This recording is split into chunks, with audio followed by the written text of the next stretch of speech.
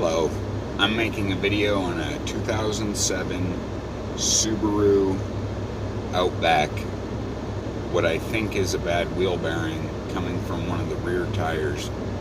So I'm going to accelerate here to show you the sound. I'm not sure if the camera will pick it up because it's very low, whirling, almost gear turny sound. I'm not sure, but I think it's a wheel bearing. I'm at a red light. Here we go.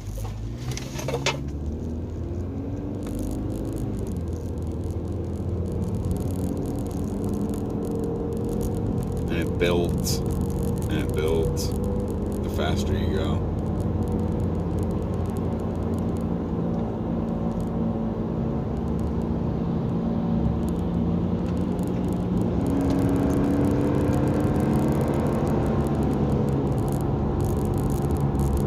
So it's a, I thought it was the gearbox originally, or the rear differential or something, but it's not. But it's a constant hum that goes up and down depending on speed, not depending on transmission acceleration, solely depending on the speed of the tire movement. Okay, hopefully you could hear that.